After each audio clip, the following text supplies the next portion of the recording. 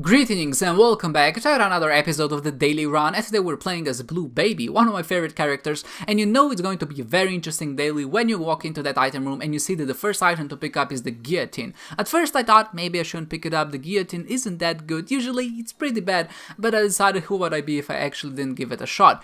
My original thinking here is why I decided to pick up the guillotine. Of course, some of it is just maybe for that pride factor. I'm kind of excited the fact that I can pick up an item and maybe make it work and have a good score at the end. It would be so much more impressive if I actually do it with an item that's maybe not as good, like the guillotine, as opposed to if I just skipped it and tried to beat the run normally. And this run would have been much easier without the guillotine. I can tell you right now. But I'm still not unhappy that I picked it up, because I think it's fair that sometimes you need to pick up items just to get maybe a bit of it out of your comfort zone. Try them again just to see if they actually are bad from how you remembered them, or maybe they, in this particular case, they actually work out better. And I think just in general that will produce better results overall. But in this particular case, the guillotine is an item that's been thoroughly tested, I would say. It's an item that's pretty old at this point. I think it was introduced in Rebirth.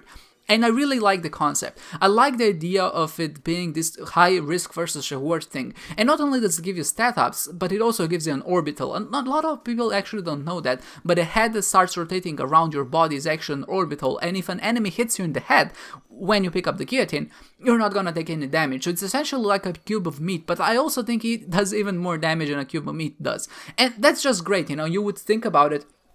And you would say, why wouldn't you pick this item up? Because it has so many benefits associated with it, and I also think the tier delay that it gives you goes beyond the cap, so that's even greater the reason to actually decide to pick it up. But the problem is, I think it sounds so good on paper, and you might think that it's not that hard to actually get used to it, but the fact is, just from how long we've played this game, we've played it, some of us, 500s of hours, 600 of hours, thousands of hours, and yet we are very used to shooting in a very linear direction. We're used to shooting left means the tier goes left and right means the tier goes right. Well, in this case, this is kind of generally true. It still does rotate, and it's very hard to actually predict where your tier will go. And just because of that habit that we're so used to shooting in one particular direction, it really does throw you off. And it's so unusual if you've maybe skipped this item intentionally just because maybe you tried it once but it's bad. But I really would urge you just to take it and try to make it work, and you will notice just how difficult it is. And I'm not really sure why that is, maybe just because of human nature, or maybe it's even something more dubious. I do understand that sometimes just because of how the head rotates, it becomes much increasingly harder to hit because your head gets stuck in rocks or maybe walls, and just because of that you're not really able to get a good shot off. And that's maybe a bit of a problem with the implementation of an item, not really an implementation, but just because there are a lot of rooms which have a lot of rocks or maybe a lot of obstacles, which means that in a lot of cases your head will get stuck in one of those rocks and it becomes kind of harder to hit. But still, I do think that this item, if you can get used to it, meaning if you can get enough runs under your belt to actually start being proficient at this item, it's probably one of the best items that you can pick up. But obviously for all of us who maybe avoid it sometimes, who maybe think it's not that good of an item, then it's probably better off to skip it.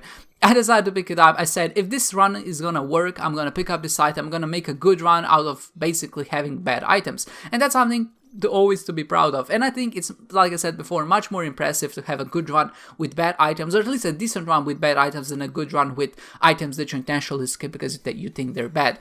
But besides that, this run did really do us a lot of favors. Not only did we get Guppy by the 3rd floor, which essentially means it's a free win at that point, but we also got Magic Mush, which is obviously great, and we also got a lot of utility items to kind of help us going. So 1+1, the Humbling Bundle item.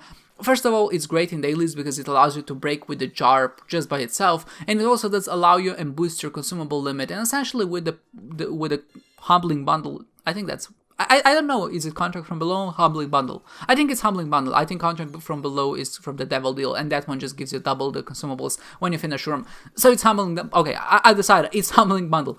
It's great because it does give you obviously more consumables, but also it does allow you to break the game with a jar. So at this point, that means we only need the jar to actually get a lot of consumable points. And I was kind of hoping that we would get maybe a shop which would have a lot of rerolls. I would get really hard for that. I would try to reroll for that jar. Sadly, that didn't happen. We didn't really have any of those breaking shops, which in some extent is a pretty good idea in some just because I think it does promote a bit of a more fair play. Everybody was kind of the same level, at least on this daily. Everybody found Guppy, essentially. Everybody found Magic Mush. Yara, it was behind a Curse of Blindness, not Blindness, but Curse of the Unknown.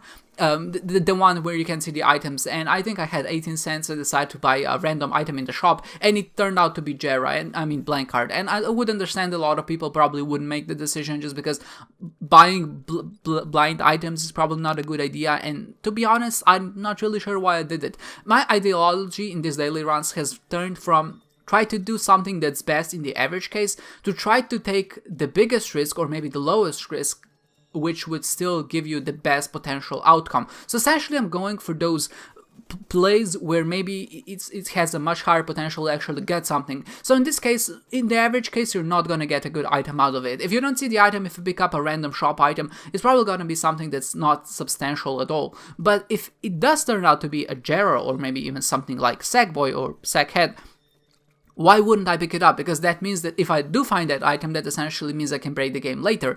And just because of that maybe 5% chance of me finding a breaking item, I think it's a good idea to actually do that play, because it's gonna give me points in this particular run. So I guess I'm trying to play this dailies a bit more singular than maybe for the average case. I'm not really trying to be the best on the long run, but I'm just trying to beat this particular daily. And so far, these day plays have kind of puts me in a much better spot, I think, especially with my daily scores. They have been improving at least for the past few days, so I think that's a good ideology to actually go forward. Of course, I need to play still more runs to decide whether this is a good strategy or not, because obviously that average strategy or trying to do whatever you feel like is the best on the average run is gonna show only over a course of 100, maybe even thousands of runs. But in this particular case, for so far, it seems to be pretty good, because obviously in this particular case, if I didn't buy that item, I wouldn't find the blank card. Sadly, there was no Jera rune to actually break the game with, and I think I could have forced it to some extent because I had the blank card and also had the card which spawns the machines, why can't I remember? Essentially, the machines which you can play, you give coins in and they give you items in return. And some of them were fortune tellers as well. And obviously, fortune tellers do have a chance, or at least every time you use the card, there's a chance of it being a fortune teller. And because I found that in the boss rush, that means I could have used my blank card essentially every 2 waves to spawn a machine, an arcade machine. No. Why can't I remember how they're called? It's bugging me so much. Nevertheless, I could spawn a bunch of those machines, and then eventually I could get a fortune teller out of it, and I could play those fortune tellers, and maybe that way I could have forced a Jera rune, but I decided to go against it because, first of all, I was kind of strapped for time, as I usually am, but at the same time, it just seemed one of those things that's kind of bothersome to some extent, and it's not really guaranteed, or at least the chance of me finding exactly a Jera rune are probably quite slim, so I decided to go against it, just for the sake of time, and maybe just for the sake of my own sanity.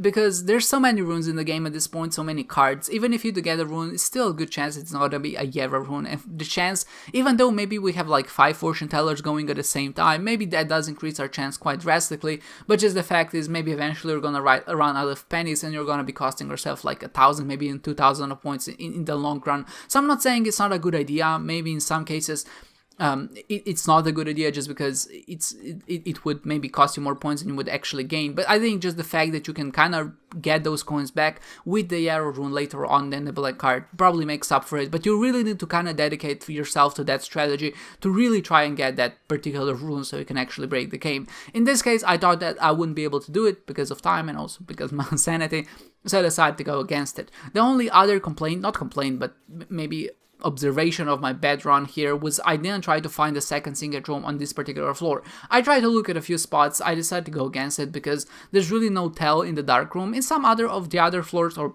pretty much every other floor, I do have a tell of where the second secret rooms usually are, so I'm kind of used to the layouts and I can kind of guess upon that. But in the dark room, there's really no telling where that second secret room is, and in this case, I should have looked for it definitely, because usually those second secret rooms will contain the Jera runes and also will give us some more points, which you can use actually to just kind of rank better. But I was hoping maybe there were runes in the second secret room, and if there were, that's my bad, because obviously that's a huge oversight on my part, and it's not something that I couldn't have done. I obviously had enough time, obviously had enough bumps to find it, I just kind of decided not to, so I hope it's not gonna actually bite me in the ass at the end of this one.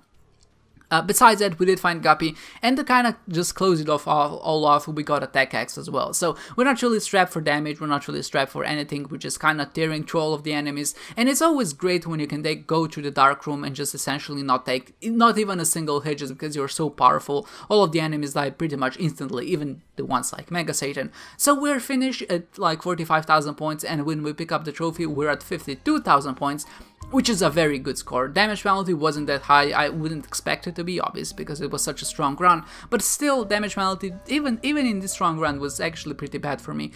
I did think that a lot of that damage came very early on. I think I took like 5 or 6 hits because of Guillotine, but all of the rest was actually pretty decent. I did find most of the secret rooms, the second secret room, so my exploration bonus wasn't that bad, and overall my end ranking is 17th, which is like top 10 on Greedbot, which is exciting to some extent. I didn't have a top 10 in like a few days, or maybe a week or something like that, so just being back there is great. I really thought that my time was going to be better, just because I did finish the whole run in 40 minutes, but then again, I did read about some people getting to boss rush at 15 minutes, and that's entirely doable because you have Guppy at that point, so it's not that difficult, but still, I did finish in a pretty good spot, and I'm kind of proud of it in some regards, because whenever you have a good run and you can make it work even with bad items to some extent, even though the Guillotine probably didn't have that much of an effect because of Guppy and all of the other items that we got, I'm still glad that I picked it up, because at least it's a learning experience to some degree. I hope you enjoyed this one, guys, and I hope to see you next time.